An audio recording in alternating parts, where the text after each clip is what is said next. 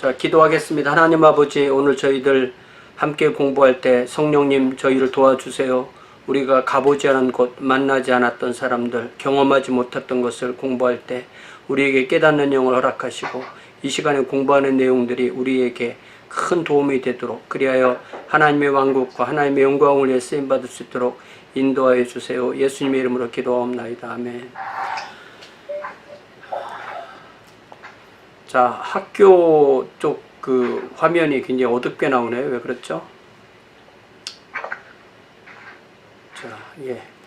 자, 오늘 제가 그 브루스 셸리 책을 지난번에 원서를 샀는데, 그거는 사판으로 이렇게 책이 좀 중간에 책을 에디트한 책을 사가지고 다시 또 헌책으로 옛날 판을 샀습니다. 그래서 제가 옛날 판으로 첫 번째 페이지를 바꾸었어요. 그래서 옛날 판하고 비교하면서 번역 수정표도 해드렸으니까 그 번역 수정표를 잘 보시면 앞으로 제가 반드시 퀴즈를 낼 거거든요. 그 퀴즈에 번역 수정표를 보고 답을 찾아야 되니까 교과서에 제가 번역 수정표 나눠드린 대로 고쳐 놓으시기 바랍니다. 자, 지금 우리가 하는 공부는 기독교 로마 제국의 시대이고, 이 시대를 개략하는 말을 다시 읽어보면 콘스탄티노스 황제는 기독교 역사상 가장 중요한 인물 가운데 하나다. 그의 개종 이후 기독교는 카타콤의 음습한 어두움으로부터 궁정에서 특권을 누리는 위치로 옮겨갔다. 4세기를 박해받는 소수의 입장에서 시작했던 기독교가 제국의 공식 종교로서 그 세기를 마감하게 되었다. 그리하여 교회는 제국의 권력에 참여하게 되었으며 사회 전체를 위한 도덕적 책임을 담당하게 되었다. 근데 교회가 단지 신자들을 위해서만 일하는 것이 아니고 어떤 나라의 도덕을 전체를 이끄는 그런 역할을 했다는 거죠.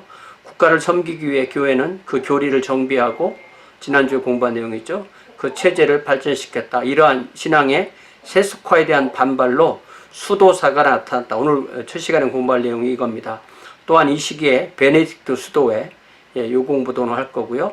이교도를 교화시키기 위한 선교사를 모집하고 파견하는 동안에도 야만족이 제국의 서부 지역으로 침입해 들어오고 있었다. 게르만 민족의 대이동이라고 하죠. 자, 그래서 다시 한번 이 기독교 로마 네. 죄송한데 조금 더 가시기 전에 그거 보내주신 거요. 그거 페이지 몇 쪽에 있는 건가요? 뭐가요? 번역 잘못됐다고. 그거 잘 열어보면 페이지 제가 행까지 다 써놨어요.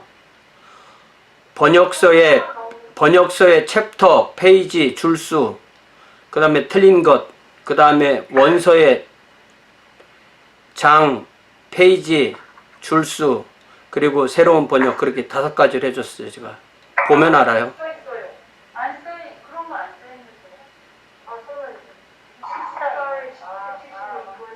근데 이거 하나만 있는 거 맞나요? 한 페이지하고 뒷페이지 좀 넘어가는데, 앞으로 제가 이 책 끝날 때까지 그런 작업을 계속 할 거예요. 자, 그거 잠깐 보면요.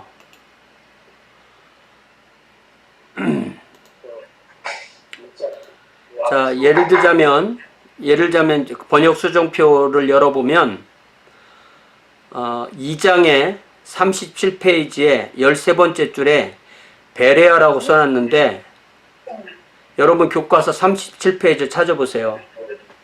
그러면 베레아라는 말이 나와요. 베레아.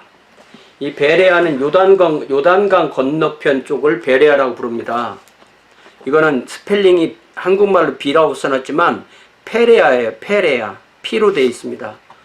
그리고 데살로니가에서 그 다음에 사도 바울이 가서 복음을 전했더니 데살로니가 사람보다 더 마음이 고급스러워서 인문학적인 소용이 많아서 하나님 말씀을 잘 받았던 사람들의 그 도시 이름은 한국말로는 베레아 이렇게 번역이 되어 있어요. 그래서 페레아하고 베레아하고는 분명히 구별돼야 돼, 지명이. 교수님, 네. 지금 다른 분들도 다 이게 보이나요? 저는 안 보이는데. 제가 카톡으로 오늘 아침에 번역 수정표 보내드렸습니다. 예, 아니 그걸 열었는데요. 안 보여요, 교수님. 하나밖에 안 보여요. 똑같은 메시지만 계속 다 보이고 지금 교수님 말씀하시는 거는 저희 안 그러면 제가 다시 보내볼게요.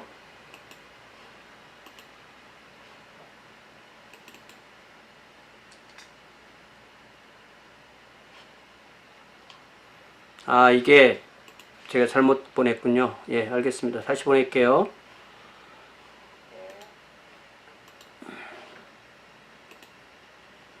잘 말씀해 주셨어요. 제가 확인 안 해보고 보내서 이렇게 됐네요.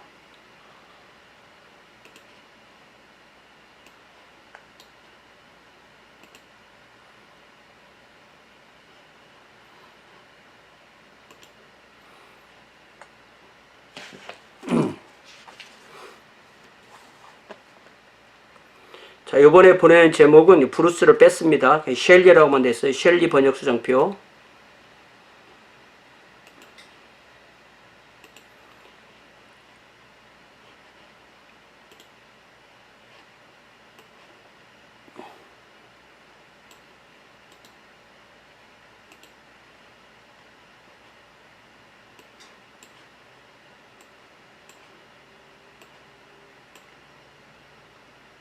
자, 요걸 열어보세요.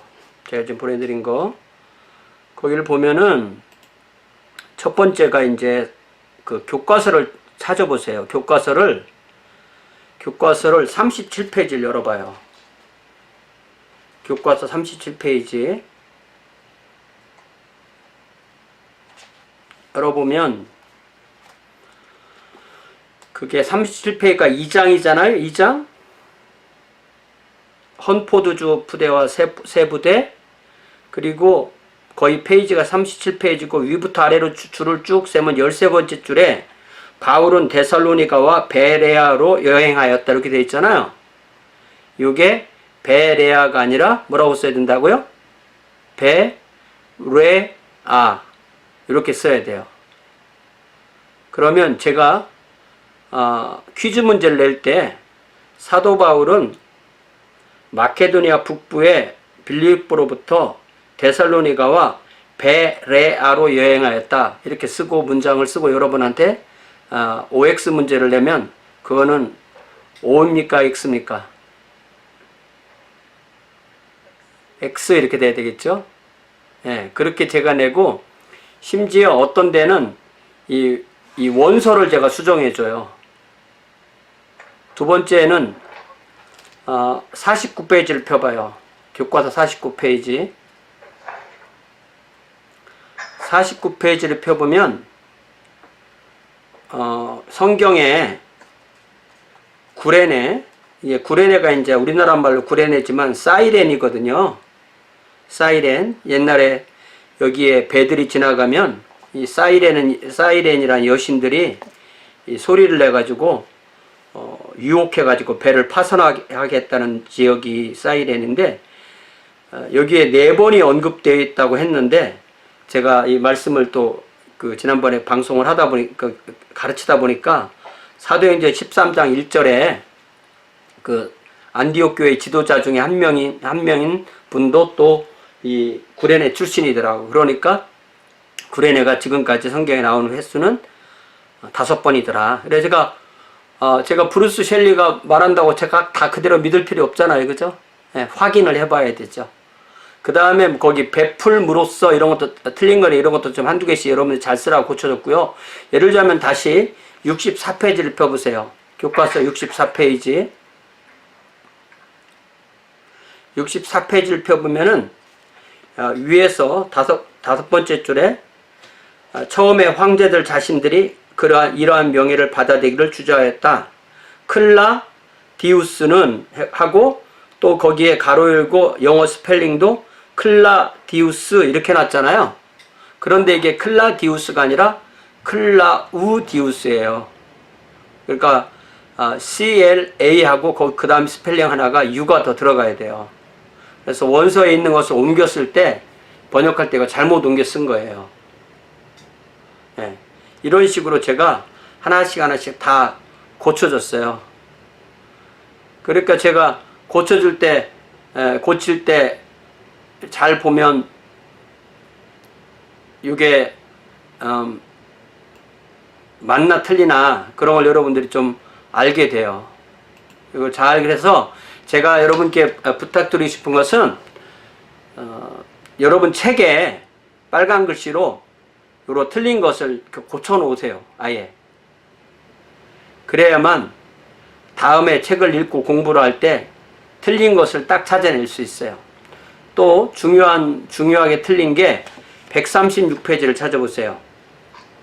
136페이지 381년에 채택했다는 니케아 콘스탄티노폴리스 신경에서 뒷페이지 136페이지 보면 두 번째 줄에 교회를 믿는다고 할 때 그리고 나는 거룩한 보편적이고 사도적인 교회를 믿는다 이렇게 되어 있지만 이게 원어에 보면 We believe in one holy Catholic and Apostolic Church 이렇게 되어 있어요. 그래서 이걸 번역하려면 한 그렇게 하면 안 되고 one을 어가 아니라 one이라고 했기 때문에 이거는 강조한 거예요. one이라는 것을. 그래서 하나이며 거룩하고 보편적이며 사도적인 교회를 이런 식으로 우리가 딱 머릿속에 집어넣어야 돼요. 그래서 그것도 제가 고쳐놨고 그 다음은 카파도키안인데 거기서 디키안 이렇게 잘못해놓은 것도 제가 고쳐놨고 예수님을 마리아의 아들들 했으니까 또 틀렸으니까 마리아의 아들이라고 고쳐놨고 그 다음에 알취비숍도 알취하고 거기다 아이를 넣으면 안 됐는데 아이를 넣었으니까 제가 그걸 고쳐놨고 그 다음에 마리아를 하나님의 어머니라고 된 것을 하나님의 아들 이렇게 이런 뭐 인간이 할 수 있는 실수죠. 그런 거를 제가 다시 잘 고쳐놨고요. 그 다음에 이제 오늘 공부할 아우구스티누스가 침례를 받은 날이 부활절 저녁에 받은 게 아니라 부활절 전날 저녁에 받았기 때문에 제가 그것도 그런 식으로 고쳐놓고 그 다음에 또 공부할 것이 중앙아시아에서 온 사람이 유럽을 쳐들어와서 유럽에서 이제 협상을 하려고 사람을 만날 때 만난 곳이 다시 중앙아시아라고 돼 있어서 그건 중부 유럽이다 이런 식으로 고쳐놓은 거예요. 근데 앞으로 이 작업을 제가 계속 할 거예요. 제가 이런 작업을 하는 게 왜 제가 이렇게 쓸데없는 짓이라고 생각하는 걸 할까요? 왜 할까요? 심심해서? 가 아니라 여러분들이 조금이라도 정확하게 공부를 하시도록 제가 도와드리려고 하는 거예요. 자, 이해되시죠? 자, 그래서 이렇게 교과서 수정표를 꼭 그 교과서에다가 이렇게 써 놓으시고요. 오늘 우리가 공부할 내용은 삶으로부터의 유배, 수도원 운동의 시작 이런 제목으로 공부를 하는데 제가 이 장의 챕터의 이름도 이제 영어로 써드려야 되는데 제가 잠시 못 써드렸어요. 그래서 이거는 Exiles from Life, The Beginnings of Monasticism, 모나스티시즘 이렇게 되어 있는 과입니다. 자, 이 기독교 로마 제국 시대는 총 8개의 챕터가 있어서 제왕의 호를 내리다에서 콘스탄티누스의 개종과 기독교의 공인, 삼위일체 교립, 그리고 예수 그리스도의 양성론, 수도원 운동, 아우구스티누스, 교황제도, 동방정교회, 그 다음에 야만족 선교 이렇게 8개의 챕터로 이루어졌어요. 그래서 이 12장 삶으로부터 유배, 수도원 운동의 시작 여기에서는 또다시 4개로 나뉘는데 수도원주의의 이상, The Monastic Ideal, 그 다음에 공동생활 애로의 변화, The Move to Community Life, 그 다음에 서방교회의 천재, The Genius of the West라고 해서 베네딕트, 수도원 운동을 시작한 베네딕트를 공부하고요. 수도원주의에 대한 찬반이라는 제목으로 수도원주의가 만들어낸 것을 우리가 어떻게 받아들이고 해석해야 되는가 하는 문제를 다룹니다. 자, 수도원 이야기를 할 때 먼저 나오는 사람이 바로 이 안토니우스인데요. 이 안토니라는 발음은 영어식 발음이고 원어식 발음으로 하면 안토니우스가 돼야 돼요. 자, 이집트 수도사 안토니우스가 그렇게 수도 생활을 하다 보니까 이렇게 사탄이, 귀신이 동물이나 이런 모습으로 다가올 때 안토니우스가 이렇게 대응을 했다고 하죠. 만약 너희가 주님께로부터 나를 해쳐도 좋다는 허락을 받고 온 것이라면 더 이상 지체하지 말고 가까이 오라. 나는 이미 준비가 되어 있다. 그러나 너희가 만약 사탄의 사주를 받아 나를 해치고자 한다면 너희는 지체 말고 너희 굴로 물러가라. 그리하면 왜냐하면 나는 정복자 예수의 종이기 때문이다.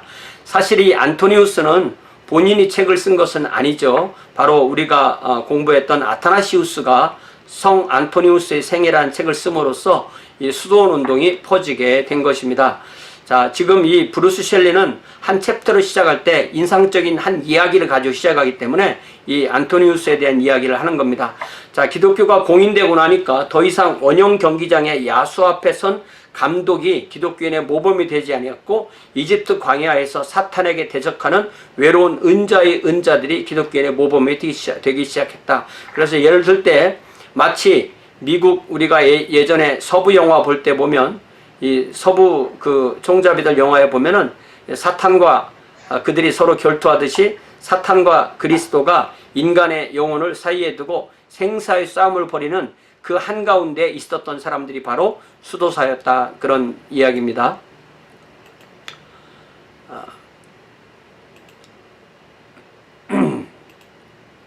자, 오늘날 우리들이 수도사에 대한 생각을 하다 보면 이 역사가 에드워드 기번이 말한 것처럼 어둡고 알 수 없는 미신의 계교에 빠져서 사회생활로부터 도피하고자 했던 행복하지 못했던 사람이다. 왜 좋은 것, 우리의 쾌락을 포기하는 것이 왜 필요하냐? 그렇게 생각했고 또 로마 가톨릭 신자들도 이 교회는 여러 사람이 다 함께 모이기 때문에 어떤 영적 엘리트들만 모일 수 있는 자리가 아니라는 거죠. 영적 완전 상태를 이루고자 하는 금욕주의자로부터 하나님의 은혜를 거의 받지 못한 자까지 다 포함하고 있고, 다시 말해서 교회는 도덕적 그리고 영적인 상태를 막론하고 모든 일을 위한 조직이다 보니까 좀 더 자신들이 더 하나님께 가까이 가기를 원했던 사람들이 결국 광야로 나가게 됐다는 그런 얘기를 하는 거고요. 자, 그 다음에 우리 개신교의 입장에서 볼 때 16세기 종교개혁이 바로 수도원 운동에 큰 타격을 주어서 개신교에서는 이 수도원 운동이 거의 맥락이 끊기게 됐는데요. 특별히 마르틴 루터가 수도사 출신이었고 아우구스티누스 수도사 출신이었거든요. 수도원에 대해서 아예 그 폐해를 너무 많이 알았기 때문에 수도원에 대해서 전쟁 선포를 했던 사람이 바로 마틴 루터입니다. 그를 포함한 여러 개혁가는 수도원이 무슨 문제가 있냐면 우리가 하나님께 나아가는 길이 누구에게나 똑같아야 되는데 수도사들은 높은 길로 하나님께 나아가고 보통 사람은 낮은 길로 나아가는, 그렇게 하나님께 나아가는 게 두 개가 있는 것처럼 보이게 만드는 문제가 있다. 진정한 복음은 하나님께 나아가는 길이 오직 하나님을 가르치는 건데 그거는 곧 예수 그리스도에 대한 신앙뿐인데 이 수도원을 만들므로 기독교를 이층화시켰다는 것이죠.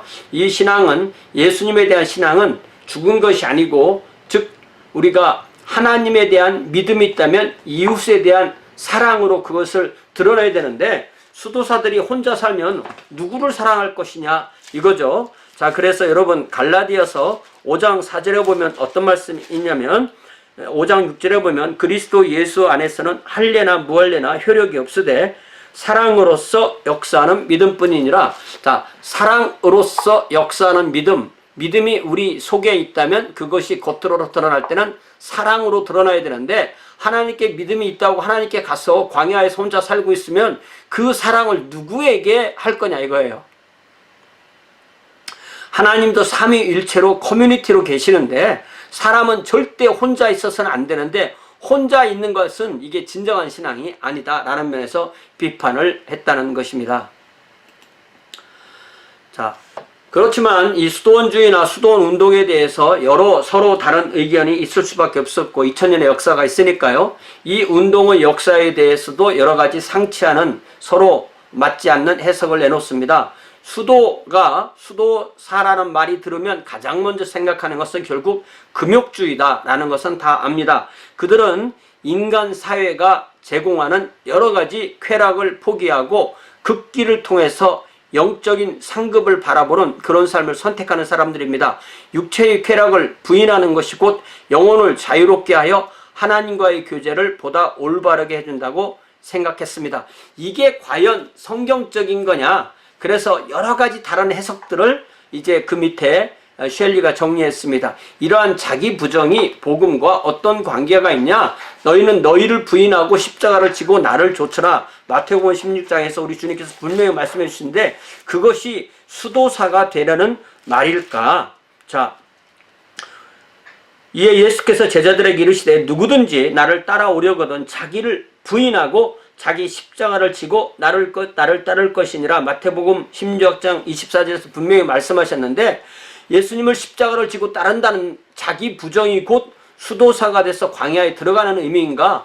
그게 자기를 구원하려는 방식으로 그렇게 하는가? 행위 구원을 이루자 하는 것인가? 자기를 부인해 가지고 내가 내 죄가 씻어진다는 의미인가? 아니면 내가 하나님 앞에 합당한 회개의 열매를 맺은 모습으로서 하나님의 구원의 복된 소식 속에서 기쁨을 받기 위해서 그런 준비를 하는 모습인가? 이게 도대체 수도 생활이라는 게 뭔가, 특히 우리 개신교인들한테는 이것이 낯설잖아요. 그죠? 자, 그렇지만 이미 사도시대 때에도 이런 수도사들이 있었다는 것입니다. 금욕주의적인 모습을 보이는 초대 교회의 배경이 되는 신약 성경 시대에 유대교회, 사두개파, 또 바리새파 그런 파들이 있을 때 에세네파라는 사람들이 있었는데 이 에세네파들이야말로 광야에서 공동 생활을 했던 사람들이고 우리가 소위 쿰란 공동체 그리고 쿰란 성경 사본을 만들어낸 사람들이 이 사람들이 아닌가. 그리고 침례 요한도 이 에세네파와 어떤 연관이 있지 않은가 하는 그런 이 기독교 이전의 유대교의 수도운동이 있었다는 것입니다. 침례 요한도 유대 광야를 헤매며 낙타털 옷을 입고 메뚜기를 먹고 또 들꿀을 먹고 회개를 외쳤다. 이것도 도시 생활을 피했기 때문에 수도사의 한 모습이고 예수님도 한 부자 청년 관원에게 네가 정말로 영생을 얻게 원한다면 너희 재산을 다 팔아 가난한 자에게 나눠주고 나를 따르라 라고 하신 것도 일종의 수도 생활과 비슷한 것이고, 자, 그 다음에 이 브루스 셸리가 갈라디아 5장 17절 육체의 소욕은 성령을 거스리고 성령의 소욕은 육체를 거스린다. 이 둘은 서로 대적한다. 이거는 이 성경 인용은 조금 문제가 좀 있어요. 이 육체의 소욕은 이게 우리가 먹고 싶고 자고 싶고 어떤 성적 욕구가 있고 또 자신의 어떤 하나님의 주신 소명을 이루고 싶은 그런 것이 육체의 소욕이 아니고 육체의 소욕은 죄성으로 인한 죄를 짓고 싶은 마음이에요. 성령의 소욕은 성령의 열매를 맺고 싶은 마음이기 때문에 이 말씀을 그렇게 인용하면 사실은 안 됩니다. 그러나 너무너무 많은 사람들이 마치 우리가 육체가 가지고 있는 기본적인 욕구를 육체의 소욕으로 생각하는데 육체의 소욕은 죄의 욕심을 말하는 것입니다.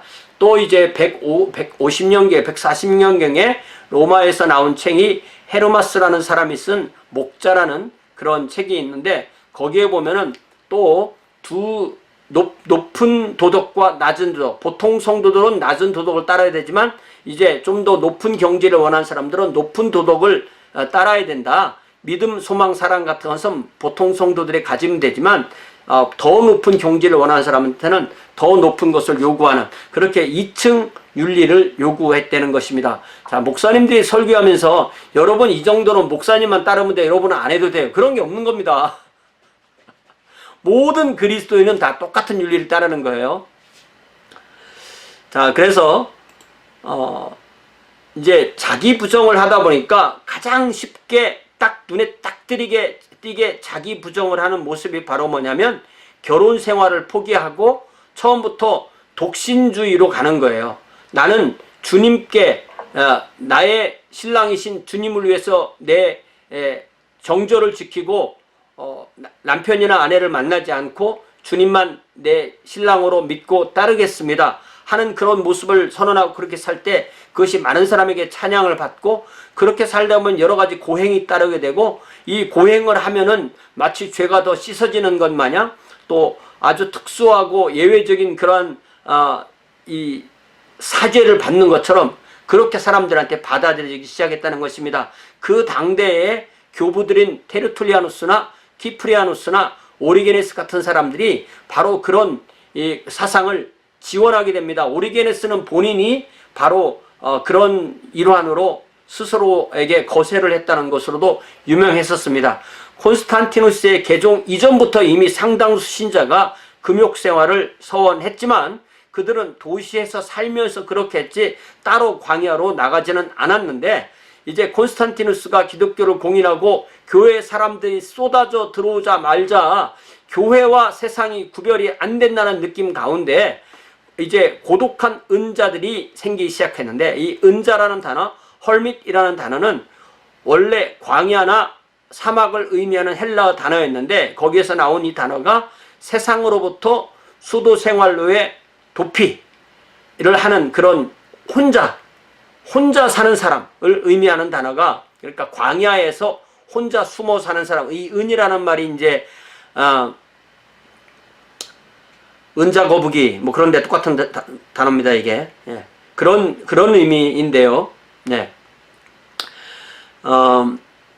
그래서 가장 쉽게 이 광야로 가는 길이 나일강이 이렇게 쭉 지나가는 곳에서 그 조금만 벗어나면 광야가 나일강 연안 지역을 약간만 벗어나면 황량한 광야가 나오고 거기에서 이 혼자 숨어서 수생활을 하는 것이 시작된 기원을 찾아볼 수가 있고 그 역사에서 이 아타나시우스가 책을 써줬기 때문에 찾아낼 수 있는 첫 번째 수도사라고 하는 사람은 바로 안토니우스다. 안토니우스는 250년에 태어나서 105살을 살았다니까 355년까지 살았으니까 이 사람은 콘스탄티누스가 기독교를 공인하기 이전부터 수도사 생활을 하기 시작해서 공인한 이후까지 계속 수도사 생활을 했던 사람이죠. 코마라는 곳에서 탄생했고 20살 때 가서 내 재산을 팔아 가난한 자들에게 주어라. 그러면 하늘에서 너희 보물을 소유하게 될 것이다. 그리고 와서 나를 따르라는 예수님의 말씀대로 아주 상당히 부자였는데 20살에 자기 재산을 다 팔아서 나눠주고 무덤 사이에서 혼자 사는 생활을 시작합니다. 그러자 이게 얼마나 혼자 사는데 외롭겠어요. 그러니까 많은 귀신들이 환상 가운데 오고 많은 여인들이 환상 가운데 오고 많은 짐승이 환상 가운데 오는 그런 싸움을 외롭게 괴로움 가운데 했다는 것입니다. 여러분 우리 같으면요 이 광야에 한나절도 못 있어요. 한나절도 못 있습니다. 예. 근데 이분이 105살까지 살았다고 그래요. 그래서 이 아타나시우스가 이분의 생애의 책을 썼기 때문에 많은 사람이 그를 본받았습니다. 고독한 금욕주의자의 모습은 그리하여 천지사방에 가득했다. 이것도 그러니까 하향평준화가 되는 거죠. 잘 고독 이런 은자의 생활을 잘하는 사람이 있는가 하면은 이게 조금 어뷰즈되고 조금 겉모습은 그렇게 되는 그러니까 상당히 이게 인도 같은 데서 수행하는 그러한 사람들과 비슷한 그런 모습을 보이게 되는 것입니다. 이러한 급격한 수도의 유행은 기독교가 공인되어서 급격히 유행하던 시기와 일치한다는 것은 이 기독교가 하향평준화가 되니까 고급 어떤 영성을 추구하던 사람들이 세상을 버리고 광야로 들어가는 일이 생기게 되었다는 것입니다. 다시 말해서 콘스탄티누스의 개종으로 또 콘스탄티누스가 기독교를 공인한 결과로 기독교 내 신앙이 하향평준화하고 약화가 됩니다. 디오클레티아누스가 살해했던 강직한 신자를 대체한 것은 대부분 절반 정도 개종한 이교도 신자였다. 교회를 가면은 죽였는데 이제는 교회를 가야만 사는 시기가 되니까 그냥 너도나도 교회에 오는 것입니다. 옛날에는 침례를 받으려면 3년을 기다려야 되는데 이제는 모든 게 다 흐트러지는 시대가 되었던 것입니다. 그래서 한때 진리를 위해 목숨을 기꺼이 내놓았던 신자가 이제는 자기들끼리 싸우는 곳이 되었다는 것이에요. 그래서 나지안주스의 그레고리는 교회는 중요한 교회의 중요한 자리는 덕 있는 사람들이 아니라 악한 사람들이 차지하기 시작했다. 이제 교구를 관리하는 감독은 교구의 사람들을 돌볼 사람이 아니라 보다 더 권력을 차지하는 사람이 이제 감독이 된다는 거예요. 그러니까 이 감독 자리가 하나님이 주신 성직이 아니라 뭐예요? 세상 직분같이 되는 거예요. 안타까운 그런 상황이 되는 겁니다. 그러다 보니까 이제는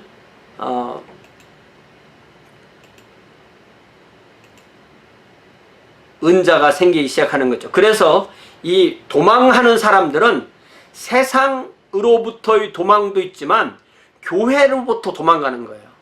교회가 썩었다 이거예요. 교회 안에 세속주의가 들어오기 때문에 나는 이 교회, 이 도시 안에서 교회에서 신앙생활을 못한다는 겁니다. 그래서 부패한 조직을 혐오하고 극단적인 개인주의의 위험으로 빠져들어가기 시작합니다. 하나님으로부터 받는 은혜의 통로가 교회인데 그 교회가 제국의 기본 조직으로 변해서 세상과 교회의 구분이 없게 되자 초대 수도사들은 자신의 영혼을 하나님과 직접 대면하는 신비주의의 길로 가는 것입니다. 하나님과 나와의 1:1 관계를 추구하는 것을 기독교 역사에서는 신비주의라고 그래요. 교회를 거부하고 성경을 거부하고 성령만 추구할 때 그걸 신비주의라고 하는데 이 초대 수도사들도 상당히 그런 이 신비주의의 길에 빠지게 되고 나와 하나님과 독대해서 내 영혼을 고양시키리라 이런 생각을 하는 거죠. 그 결과 이제 세상으로부터 유혹은 사라졌는데 마음속에 일어나는 유혹이 생깁니다. 내가 이만큼 수도를 했으니까 내가 이만큼 올라갔다. 그런 교만이 생기고 내가 내 옆에서 수도하는 사람보다 더 수도를 많이 했다. 라는 경쟁심이 생기고 내가 수도를 하다 보니까 사람들이 나한테 이렇게 많이 찾아온다. 하다 보니까 내가 너보다 더 인기가 많아. 이런 것들이 사람이 없을 수가 없다는 것이죠. 그래서 그런 것을 또 이겨내려고 또다시 깊이 들어가는 것입니다. 이집트와 시리아의 수도사는 고통과 고생을 견디고 인내하는 것에 극단적인 모습을 보여서 풀만 먹고 산다든지 나무 위에서만 산다든지 목욕을 전혀 안 한다든지 사람이 자기를 찾아와서 말씀을 듣고 싶어하면 그 사람들을 도망쳐서 계속 깊은 숲으로 들어가든지 그런 일이 생기게 되는 것입니다. 자, 그렇게 은자에 대한 명성으로 많은 사람들이 도시에서 그들을 찾아오게 됩니다. 그래서 시리아 지역에 유명한 은자가 있었는데 이 사람을 스타일라이트 이렇게 부르는데 이게 뭐냐면은 자기가 사람들이 자기한테 찾아오니까 그 사람들 안 만나려고 자기가 있는 자리 밑에를 자꾸 높여가지고 기둥을 계속 싸서 그 위에 올라가는 거예요. 그래서 기둥 위에서 사는 겁니다. 이게 기둥이라는 말이 있듯이 누울 자리도 아닌 거예요. 그냥 간신히 서 있을 만한 자리에 30년 혼자 사는 거예요. 자기가 거주하던 동굴 어귀에 여러 사람이 모여들자 그들을 피하기 위해 높은 기둥을 계속 높여가며 지으면서 그 기둥 위에서 30년을 살아요. 생각해 보세요. 자, 먹는 거는 사람들이 올려줬다고 그래요. 그럼 나오는 건 어떻게 할까요? 그것도 제자들이 어떻게 해야 되겠지. 예? 바구니에서 올라갈 때는 음식이 올라가고 내려오는 바구니에는 또 이제 만들어 놓은 게 내려와야 되겠죠. 예. 이게 좀 이상하잖아요. 그죠? 또 종종 아래에 있는 군중을 향해 설교하고 수천 명씩 개종하는 그런 역사도 있었다. 그러니까 이게 제가 이런 걸 비판을 하면 이제 여러분은 저를 이렇게 비판할 수 있죠. 그렇게 해왔냐? 그렇게 해보고 비판해라 이럴 수 있는 거죠. 자, 그렇게 혼자 하는 그런 수도 생활에서 결정적인 변화가 오게 되는데 이제는 파코미우스라는 사람에 의해서 공동생활로 바뀌게 됩니다. 기독교가 공인된 때가 313년인데 파코미우스가 이 공동생활을 시작한 것이 파코미우스인데 이 사람이 태어난 것이 약 한 320년경이라고 그래요.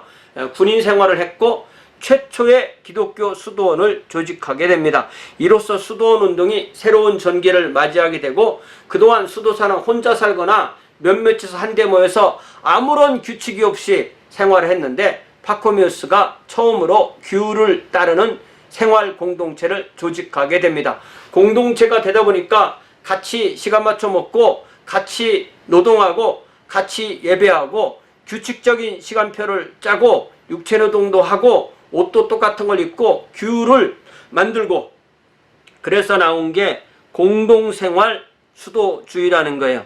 제가 이런 영어를 보면은 어려운 단어가 나오면은 제가 단어를 찾아봐야 되겠죠. 그래서 이 단어를 찾아보니까 코에너비딕 이렇게 발음해야 된대요. 그것이 공동 수도 방식의 공동생활 방식의 이런 뜻인데, 이것이 헬라어 코이노스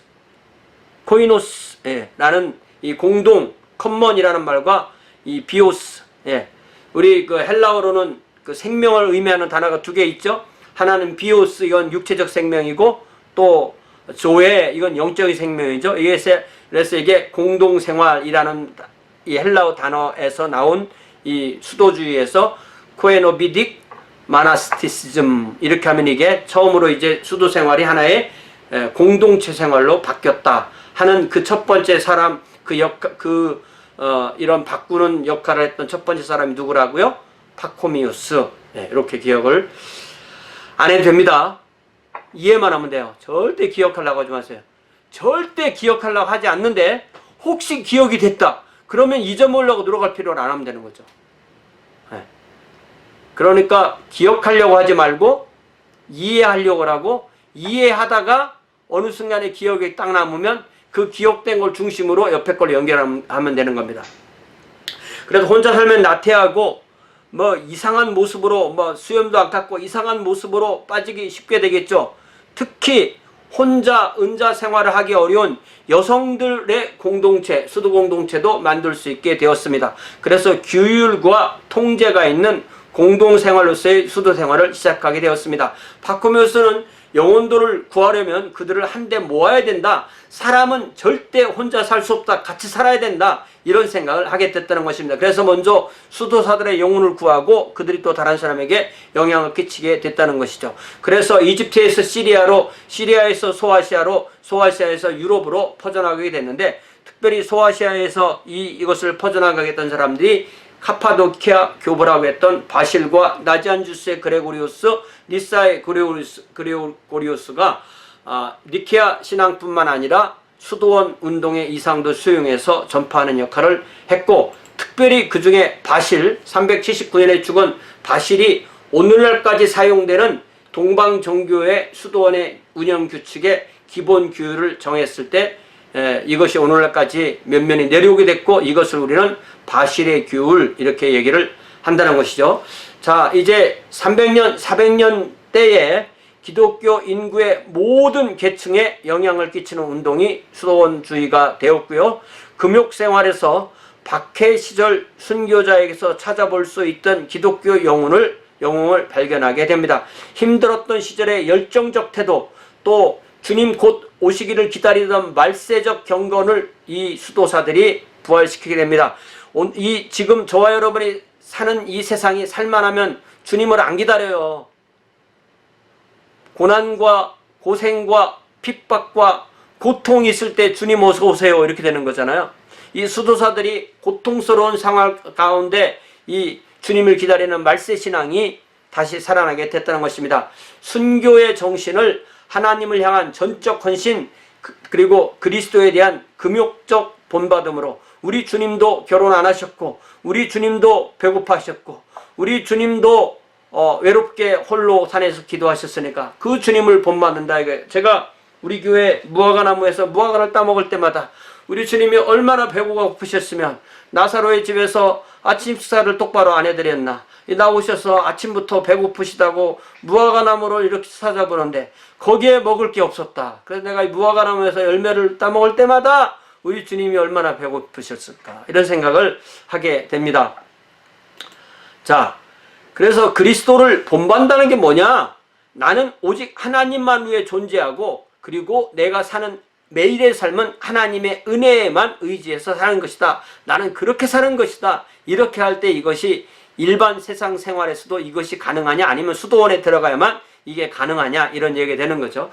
자, 수도사가 되기 위해서는 수도사의 서약, 와우라는 걸 해야 되는데요. 일체의 방해를 받음이 없이 이 수도사로 살기 위해서는 반드시 세 가지가 필요한데, 그 세 가지가 바로 뭐냐면 재산을 갖지 않겠다는 청빈, 포버디, 그 다음에 결혼 생활을 하지 않고 성생활을 하지 않겠다는 순결, 체스터티, 그 다음에 수도원장의 명령에 절대 순종하겠다는 것, 절대 순명하겠다는 오비디언스. 그래서 이 선택의 자유를 버린다는 것은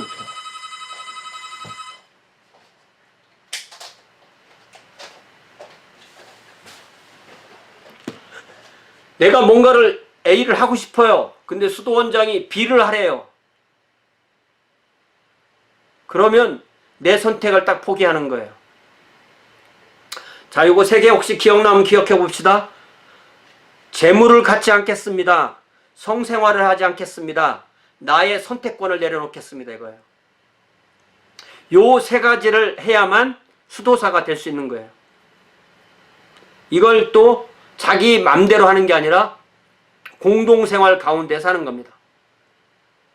이거는 재산이 있어야 되고 가족이 있어야 되고 나의 선택이 있어야 되는데, 이걸 포기한다는 것은 인간의 기본 권리를 포기하는 거죠. 그러나 수도사들이 보기에 이는 이기심의 근원이었고, 네가 그것을 갖고 있는 한 너는 하나님과의 교제를 할 수가 없다, 이렇게 생각하는 겁니다.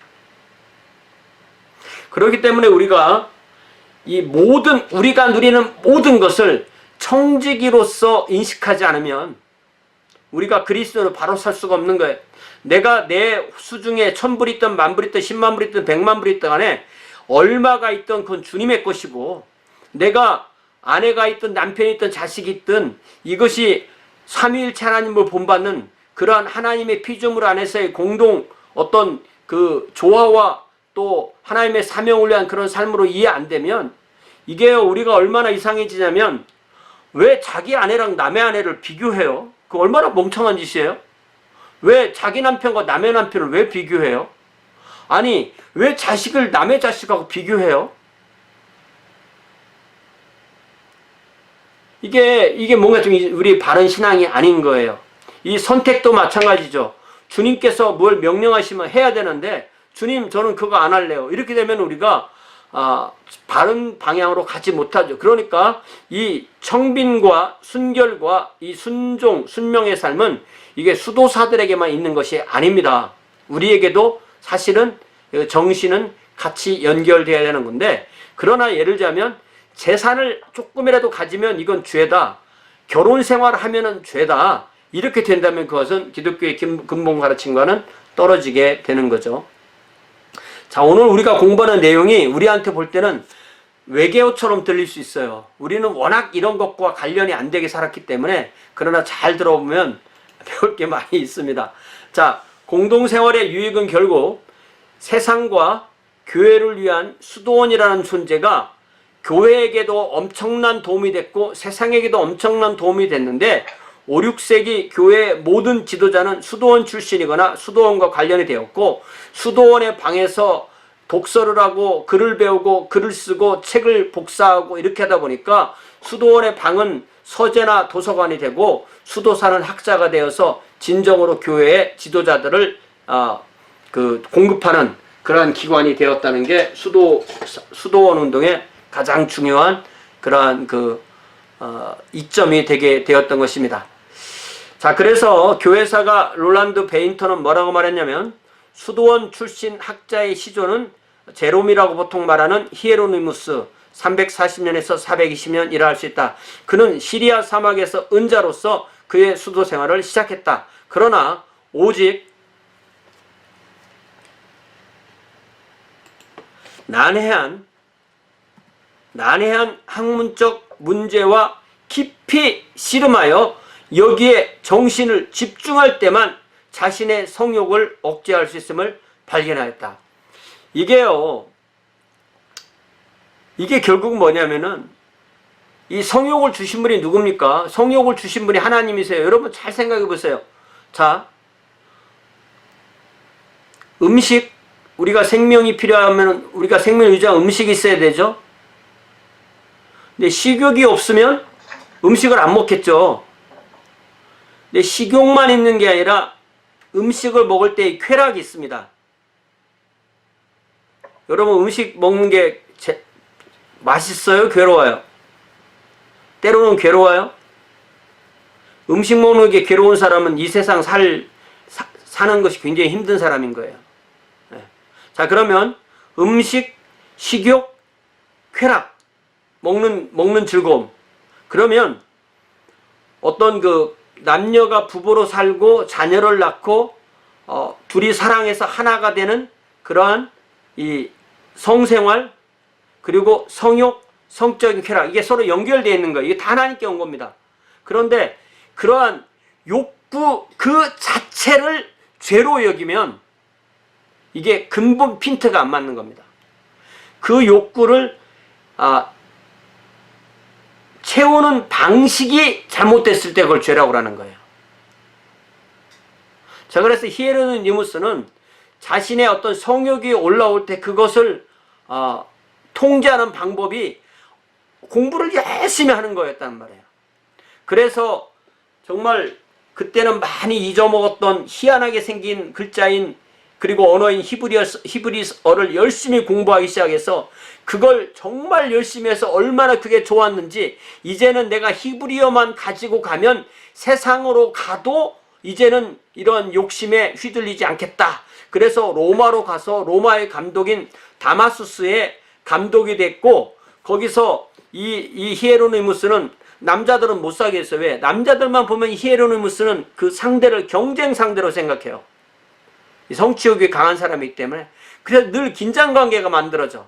그래서 자기하고 이렇게 경쟁하지 않는 사람만 사귀었는데 그 사람들이 상류층 부인이었었어요. 내지는 상류층 부자 홀로 된 사람, 그리고 그 사람의 뭐 딸, 이런 사람들 동시에 사귀었습니다. 이 사람들이 육체적인 관계를 가졌다는 말이 아니고 그런 사람들만 갈등을 안 일으키고 그런 사람들하고만 친구가 됐어요. 그래서 감독이 죽고 나서 자기가 감독이 될 줄 알았는데 감독이 안 되자 베들레헴으로 다시 돌아오게 됩니다. 그래서 베들레헴으로 돌아 주로 성경 해석에 관한 문제를 많이 하고 로마를 바벨론과 비슷한 그러한 이 어떤 지옥 한 가운데로 생각해서 로마에서 이 수도사에 대한, 이 사람이 수도사 출신이니까 적개심이 심화되자 그는 베들레헴으로 돌아와서 남자 수도원 여자 수도원 짓고 거기에 은거하면서 거기에 자기를 따라온 여자 제자들 내지는 여자 친구들 그분들과 함께 따로 나누어서 살면서 자신의 언어 재능을 이용해서 성경을 구약 언어인 히브리어와 신약 언어인 헬라어로부터 라틴어로 번역했는데 그 번역반을 불가타라고 그래요. 불가타라는 뜻은 보통 언어라는 뜻입니다. 보통 언어. 그러니까 모든 성경은 항상 보통 언어로 돼 있어야 돼요. 우리 지금 개혁개정 보통 언어가 아닙니다. 보통 언어가 되려면 쉬운 성경, 뭐 현대인의 성경 이런 게 보통 성경인 거예요. 예. 보통 성경. 그리고 이 성경이 로마 가톨릭의 가장 최근까지도 공인 성경이 된. 그런데 불가타 그러면 우리가 굉장히 뭐 고급 이렇게 생각되지만 사실은 이 저속한 이런 말이에요. 저속한. 아주 평민 중에서도 낮은 급에 속한. 그런데 지금은 이제 고급이 됐겠죠.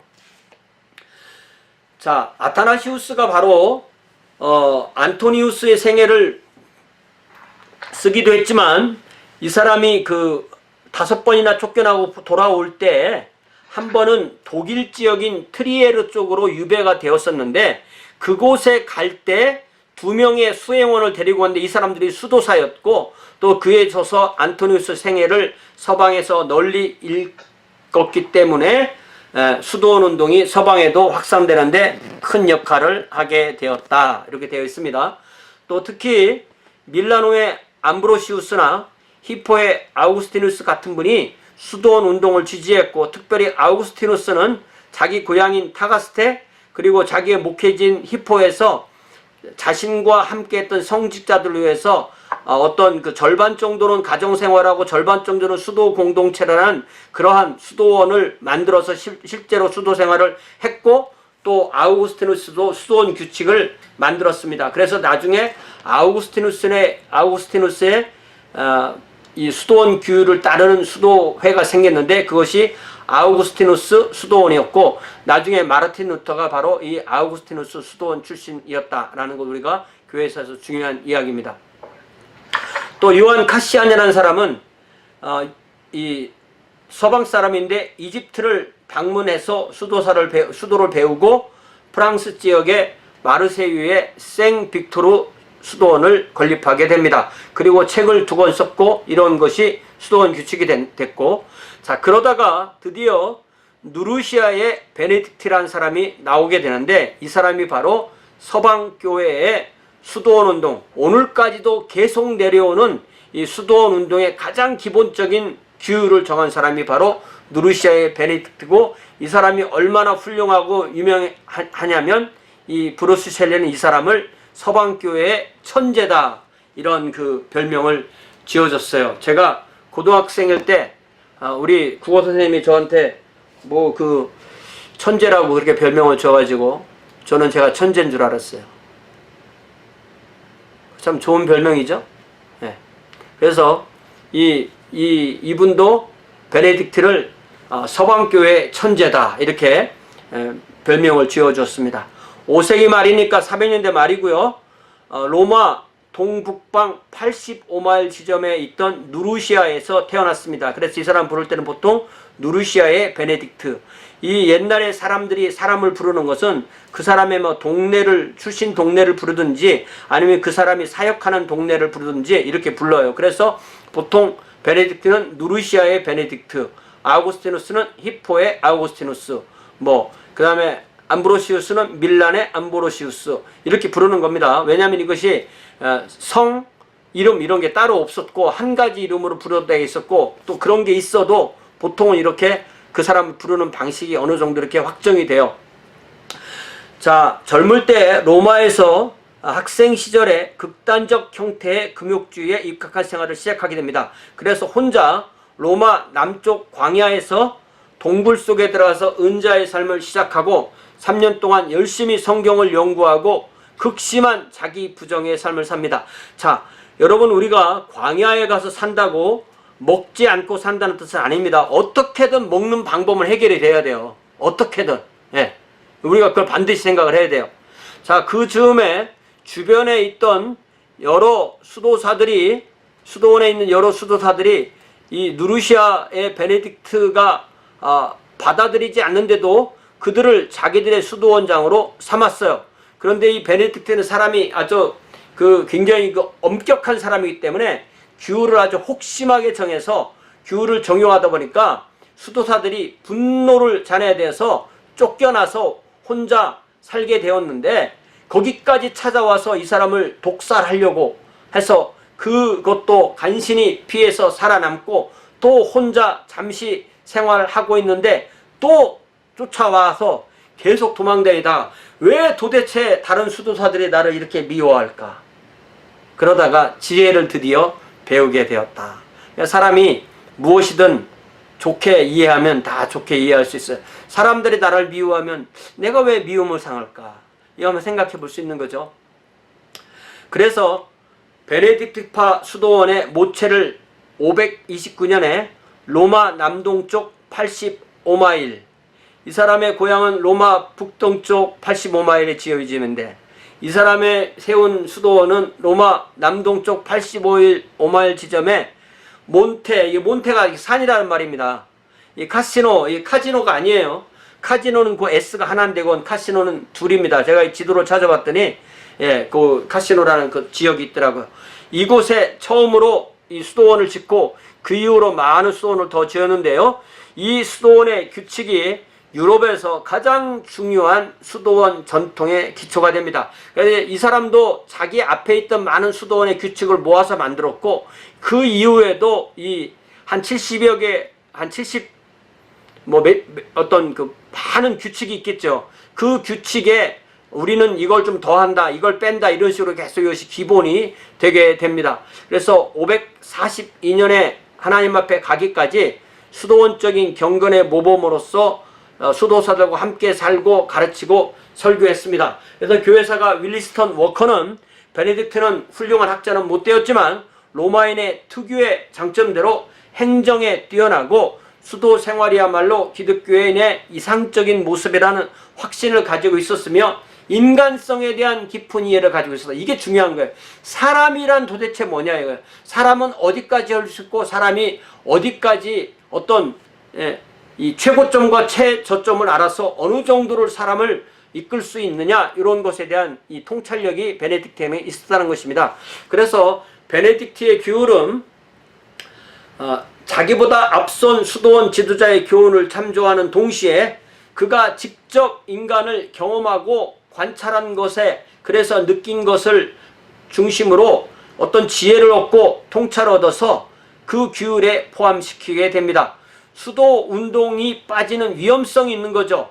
많은 수도사가 통제가 안 되면 맘대로 함부로 살게 되는 것입니다. 그래서 수도사라고 하지만 그냥 돌아다니는 거지와 별 다를 것이 없는 생활을 했다 이거죠. 그래서 이런 악하게 겉으로는 수도사지만 알고 보면 이 그냥 불황아처럼 되는 이런 악한 현상을 벗어나려면 사람에게는 최소한의 어떤 규칙이 있어야 되고 규칙적 생활을 해야 되고 그것이 잘못될 때 위에서 그 사람을 다스려주는 권위자가 있어야 된다고 이 사람은 분명히 생각했던 것입니다. 그래서 이를 위한 권징을 수도원의 기초로 생각하게 됩니다. 그러나 동시에 자기의 경험에 의해서 이 권징은 보통 사람이 감당할 수 없을 정도로 지나친 것이 되어서는 안 된다. 자, 너는 내 말을 안 들었으니까 지금부터 독방에서 15일 동안 먹지 말고 마시지 말고 있어라. 이러면 이게 안 된다는 거죠. 보통 사람 할 수가 없는 거기 때문에. 자, 바로 이러한 제약과 자유의 기막힌 조화가 베네딕트 교율을 우수하게 만들어 줬다. 우리가 자녀들에게도 하고 싶다는 거 다 해줘도 안 되고 하고 싶다는 것 아무것도 안 해줘도 안 되는 거죠. 하나님도 우리에게 이런 게 있잖아요. 그죠? 그러니까 우리에게는 제약도 있고 자유도 있어요. 그 균형. 어디까지는 되고 어디까지는 안 되는 이 조화가 필요한데 베네딕트는 그거를 잘 했다는 것이죠. 자, 그래서 그럼 수도사가 되고 싶으면 어떻게 하느냐? 이 수도사가 되려는 사람은 이 적대적인 세상 속에서 예수님을 위해서 영적인 요새인 수도사를 찾아오는데 수도원을 찾아오면 이제 엄격한 이 규칙에 따라서 생활을 해야 되는데 내가 이 수도원에 들어오면 일단은 어떻든 먹고 자는 건 해결이 되니까 여기 들어와서 내가 수도사가 될지 안 될지를 1년 동안 살아보는 거예요. 같이 1년 견습생이라고 그래요. 그러려면 수도원의 모든 시간표를 다 지키고 그래서 하라는 걸 하고 일하라면 일하고 책 보라면 책 보고 기도하라면 기도하고 또 가서 화장실 청소하라면 청소하고 다 하라는 대로 하고 1년간 살아보는 거예요. 그리고 네가 1년 동안은 언제고 가려면 문은 열려 있으니까 네가 마음껏 들어왔듯이 네가 1년 안에는 언제고 떠나라 이거야. 1년. 그러나 1년의 이 시간이 지나고 나면 아까 말했던 그 세 가지 서약 뭐예요? 청빈, 순결, 순종. 순종은 결국 뭐냐면 순명이라는 것은 수도원장이 지키는 대로 또 수도원의 규율을 따르겠습니다. 이걸 맹세하고 스스로를 세상에서 단절시키고 나는 영원히 이 수도원에 머물기로 하나님 앞에 맹세하는 게 이 수도원의 서약이에요. 이런 비슷한 것이 불교의 절의 스님들에게 비슷한 게 있어요. 다. 이게 내가 안 해본 거 얘기하려니까 참 마음이 떨어집니다. 자, 이렇게 하다 보니까 수도원을 운영하고 치리하는 권한을 갖는 이 수도원장이 정말 중요한 입장이 돼요. 중요한 위치가 됩니다. 그래서 수도원장을 에보트라고 부르는데 이 에보트가 잘 보면은 이 헬라어의 아빠랑 관련이 단어가 비슷하잖아요. 그래서 이게 사실은 아버지라는 그런 그 존경의 말입니다. 자, 그래서 수도원장의 권위의 시행 규정에 이 베네딕트의 지혜가 드러나는데 어떻게 드러나냐면 수도사는 아무리 어려운 명령을이라도 원장이 내리면 절대 순종해야 되는 거예요. 그것을 서약했죠. 동시에 수도원장은 어떻게 수도원장이 되냐면 수도사들의 선거에 의해서 선출된다. 그러니까 수도원장이 있고 부원장이 있으면 부원장이 다음 원장이 되는 게 아니라 수도원장이 결석이 생기면 투표해서 뽑는다 이거예요. 그러니까 가장 모범이 되는 사람이 뽑힐 수가 있는 거죠. 그런데 그렇게 선출이 되고 나면은 자기 맘대로 하는 게 아니라 수도사들과 회의에서 의논해서 결정된 걸로 하고, 그러니까 기본 규율이 있고 또 그때그때 회의에서 결정하기 때문에 수도원장의 명령이 단순히 자기 개인의 생각이 아니라는 것을 알 수가 있는 거죠. 베네딕트는 이론적으로는 수도원장에게 이론적으로는 두 번 들어갔네요.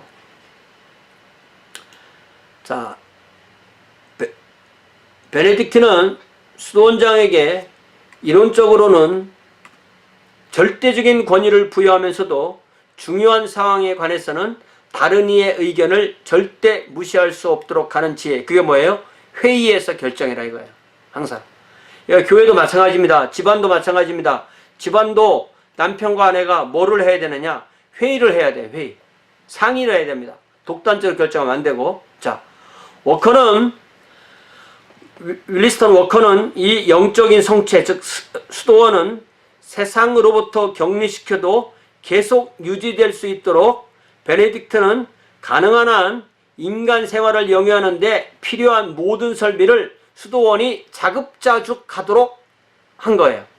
그러니까 옷도 자기들이 만들어서 입고, 포도주도 포도농사 져서 포도주 좀 만들고, 농사 져서 밥해 먹고, 또 가구가 필요하면 목공 기술 배워서 만들고, 또 집이 필요하면 석수 기술 배워서 집 짓고, 그 안에서 완벽하게 다 모든 것을 할 수 있도록 한다는 것입니다. 베네딕트는 수도사가 그런 걸 구하기 위해서 밖을 헤매는 거야말로, 수도원 밖 세상으로 나가서 헤매는 것이야말로 영적으로 굉장히 위험한 일로 간주하게 됐습니다. 그러면 하루 생활을 어떻게 하느냐? 이 하루 생활에 가장 중요한 것이 예배인데, 하루에 예배를 7번, 한 번 예배 드릴 때 20분, 그리고 더하기 새벽에 2시에 또 철야 예배. 철야 예배는 약간 길게 하지만 나머지는 다 20분씩 되어 있었고 주로 시편을 낭독했다. 이 시간표를 성무일과 한국말로 이렇게 번역하는데요. 이게 라틴어로 officium divinium, 그러니까 디바인 오피스 이렇게 되어 있어요. 성무일과라고 합니다. 이런 거 우리가 찾아보면 다 어떻게 구성됐는가 나와 있습니다. 하루에 예배 7번 드리면 수련회 가도 우리가 하루에 예배 7번 안 드리잖아요.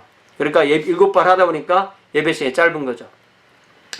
워커는 특별히 가장 중요한 유익한 규율은 노동이었다고 말합니다. 나태는 영혼의 적이다. 따라서 수도사는 일정한 시간 기간 동안 육체 노동에 종사해야 된다. 그리고 일정한 시간은 종교적인 독서에 보내야 된다. 자, 여러분 아파트에 살든 집에 살든 화분이든 땅에 가서 작물을 기르고 흙을 만지고 일을 하고 청소를 하고 돈을 벌어보고 일을 하는 것, 노동, 이게 우리의 영혼에 엄청 도움이 됩니다. 베네딕트는 노동이 가지는 도덕적 가치를 깊이 인식합니다. 손으로 하는 노동과 아울러 머리로 하는 노동, 요 두 가지가 함께 있어야 사람은 산다는 거예요. 손으로 하는 노동만 해도 안 되고 머리로 하는 노동만 해도 안 되고 두 가지가 섞여 있어야 되는 겁니다. 자, 그래서 이 양자의 비율은 계절에 따라 조정되는데, 여름처럼 햇빛 일광 시간이 길거나 또 가을에 또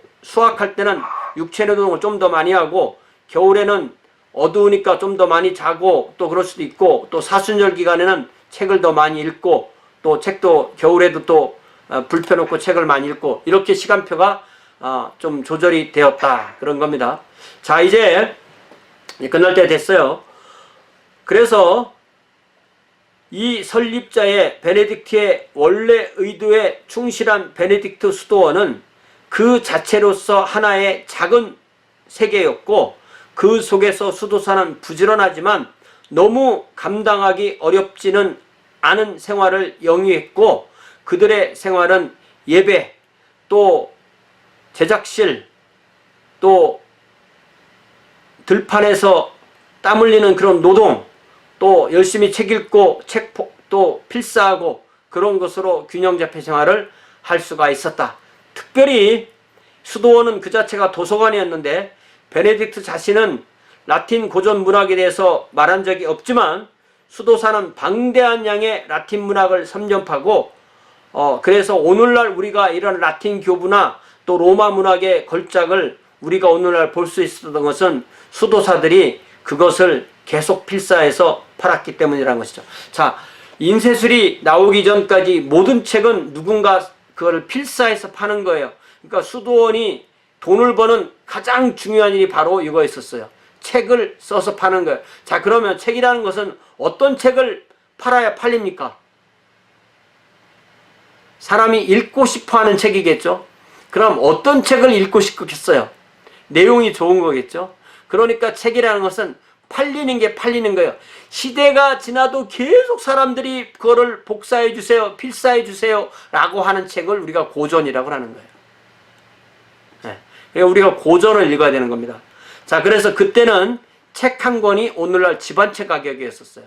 오늘날 미국에서 보통 사람이 사는 집이 20만 불이다. 그러면 그때의 책 한 권이 오늘날 20만 불의 가치가 있는 거예요.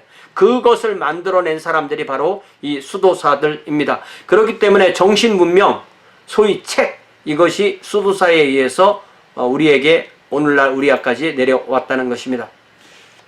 자, 이런 베네딕트 규율은 이탈리아로부터 급속히 온 서부 유럽으로 확산됐고 로마 문명이 서로마 제국이 멸망하면서 또 북쪽에서 밀려온 이 게르만 정복자들이 새로운 세계가 생겨나기 시작하던 이때에 이 수도원들이 있어서 어떤 정신문명이나 그런 책이나 이런 것들을 잃어버려지지 않게 그걸 지켜낸 것, 이것은 수도원에 대해서 단지 기독교뿐만 아니라 인류의 정신문명에 너무너무나 중요한 공헌이라는 거예요.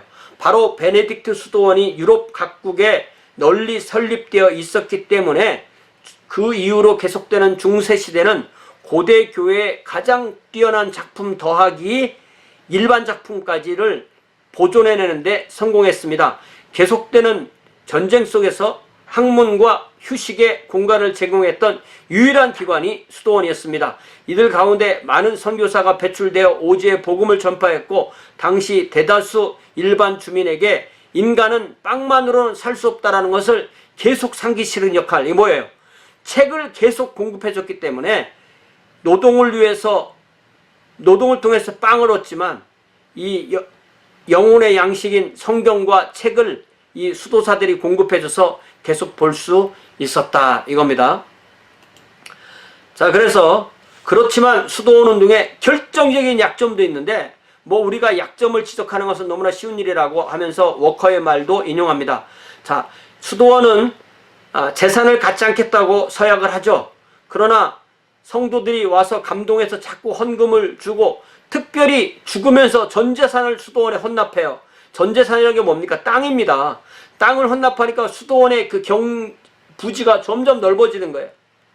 토지의 증여로 상당한 부를 축적하게 됩니다. 그 결과 그 땅에 가서 농사를 짓던 수도사들이 농사를 짓는 게 아니라 동네 사람들 불러다 농사를 시키고 농사를 시키다 보니까 몸에 살이 찌고 살이 찌다 보니까 예배도 못 드리고 공부하기도 힘들고 자꾸 딴 생각나고 엄격하게 안 되고 또 여기 남자 수도원 저기 여자 수도원 서로 만나게 되고 이상해지는 거예요. 청빈이 안 되니까. 그래서 중세 역사 동안에 이러한 점을 개혁하고 원래의 모습을 되찾고자 하는 노력이 계속되어서 원래 부패한 수도원에서 계속 새로운 수도원이 나오고 새로운 수도원이 한 30년 잘 되다 보면은 또 재산이 늘고 재산이 늘다 보면 또 서로 암투하고 싸우고 죽이고 또 이상하게 되고 이런 일이 계속 나온단 말이에요.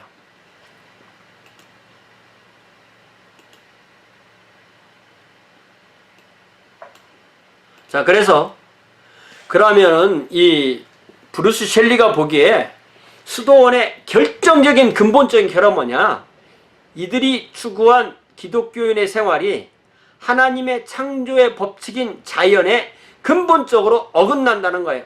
수도원에 들어간다는 것은 정상적인 세상의 관계로부터 절연해서 결혼을 포기하고 기독교 가정이 가지는 일체의 아름다운 모습을 회피하는 것이다.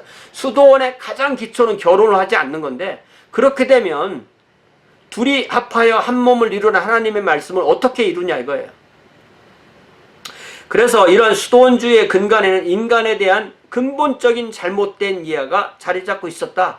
수도사는 마치 인간의 영혼이라는 것은 죄수가 시체에 묶여 있는 것처럼 우리가 이 육체라는 것에 우리의 영혼이 묶여 있다고 생각했다는 거예요.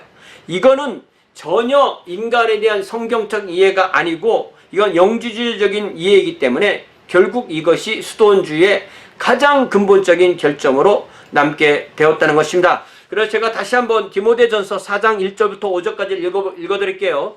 이게 수도원 생활에 이걸 어떻게 적용할 것인지. 그러나 성령이 밝히 말씀하시기를 후일에 어떤 사람들이 믿음에서 떠나 미혹하는 영과 귀신의 가르침을 따르리라 하셨으니, 성령의 가르침도 있지만 미혹하는 영과 귀신의 가르침도 있다는 것이죠. 귀신의 가르침을 따르면 어떤 식으로 사람이 행동을 하냐면 자기 양심이 화인을 맞아서 외식하게 되고 가식하게 되고 거짓말을 하는데, 거짓말을 할 때 가르치는 중요한 두 가지 가르침이 뭐냐면 결혼 생활 하지 말라고 하는 거죠. 혼인을 금하고, 또 뭐 돼지고기는 먹지 말아라, 뭐는 먹지 말라고, 어떤 음식물은 먹지 말라고 할 터이나, 음식물은 하나님이 지으신 바니, 음식물만 하나님이 지으신 것이 아니라 나를 남자로 지우고 너를 여자로 짓고 이러므로 아들이 남자가 그 부모를 떠나 자기 짝인 여자와 합하여 한 몸을 이루라고 하신 그 남자와 여자를 지으신 분도 하나님이신데, 하나님이 지으신 바니 믿는 자들과 진리를 아는 자들이 감사함으로 받을 것이니라. 하나님이 지으신 모든 것이 선함에 감사함으로 받으면 버릴 것이 없나니 하나님의 말씀과 기도로 거룩하여짐이라. 그러니까 우리가 음식을 먹을 때 하나님의 말씀으로 이해하고 그것을 기도로 받으면서 하나님 감사합니다 먹으면 모든 것이 거룩한데, 마찬가지로 남편과 아내가 서로 결혼 생활을 해서 사는데, 주님 제가 오늘 저녁에 남편과 같이 살 건데 주님 용서해 주세요, 제가 죄를 짓는군요, 이게 아니라는 거죠. 근데 이게 결혼 생활이 이렇게 되면 안 된다는, 이 근본적인 문제가 있다는 겁니다. 이거는 왜냐하면은 인간에게 하나님이 주신 욕구를 죄악시하기 때문에 근본적인 문제가 있다는 것입니다. 그러나 이러한 결점을 오늘 우리가 볼 수 있다고 해서 이것들을 로마 제국 멸망기의 사람들, 특히 중세인들도 쉽사리 볼 수 있었으리라고 생각해서는 안 돼. 나 이거 좀 이해가 안 돼요. 브루스 셸리는 우리가 이 사람들보다 대단히 개선된 사람처럼 얘기하는데 그렇지는 않은 것 같아요. 일반적으로 당시 사람은 수도사로서의 소명이야말로 기독교인 생활의 가장 진정한 모습이라고 생각했다. 그럴 수도 있죠. 또한 수도원주의의 결점을 지적함에 있어서 유럽 문명의 가장 절박했던 시대에 수도사가 기독교와 문명의 보존, 전파, 발전을 위해서 바쳤던 그 위대한 공헌을 평가하는 것은 절대로 바른 태도가 아니다. 자, 쉽게 말하면 수도원이 중세를 지켜주지 않았으면 이 근대가 없는 거예요. 왜냐하면 인간이 글을 버리기 때문에. 그래서 제가 펠레칸을 인용했는데, 요 펠레칸의 책을, 이게 5권짜리 책인데 한 권만 번역했어요. 이렇게 고대 교회 교리사라는 것만 한 권만 나왔는데, 이분이 뭐라고 말을 하냐면, 잘 보세요. 이게 교회사 전체가 여기 다 들어있어요. 100년부터 600년까지 500년 동안은 대부분의 신학자는 목사님이었어요. 감독. 교회에서 실제로 목회하는 목사님들이에요. 그런데 600년부터 1500년까지 900년 동안 서방의 대부분의 신학자는 누구냐면 수도사야. 수도사는 이 목회가 없는 겁니다. 그냥 하나님과 1대1로 대하는 사람들이에요. 그리고 사람을 대한다면 수도원들. 세상은 최대한 적게 대하는 사람들. 근데 이 사람들 때문에 학문이 살아남은 거예요. 그리고 1500년 이후로 대부분의 신학자는 누구예요? 대학 교수예요. 대학 교수도 목회가 없는 거예요. 교회가 없는 거야. 그러니까 대학 교수가 신학을 하면은 잘할 수도 있지만 무책임한 말을 하기가 쉬워요. 자기 교회에 적용이 안 되는 말. 그래서 예를 들자면 이 첫째 시기에서 둘째 시기로 넘어가는, 감독 시기에서 수도사로 넘어가는 교황 그레고리오 1세가 604년에 죽었는데 이 사람이 바로 수도사 출신 감독으로서 교황이 된 사람이고, 또 이 둘째 시기에서 셋째 시기로 넘어가는 루터, 이 사람은 아우구스티누스 수도원의 수도사였다가 목사도 됐지만 또 대학 교수도 된 그런 사람이에요. 그래서 이 셋, 그러니까 감독과 수도사와 대학 교수, 자, 이 셋 중에서 어떤 게 제일 이 신학은 누가 해야 될 것 같아요?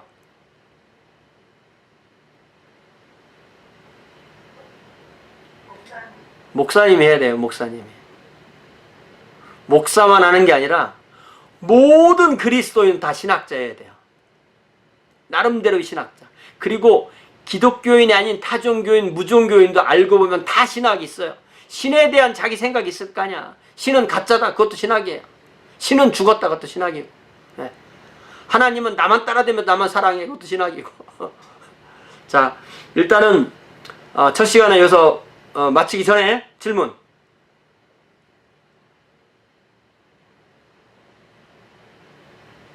이 질문을 안 하면 제가 상처받습니다.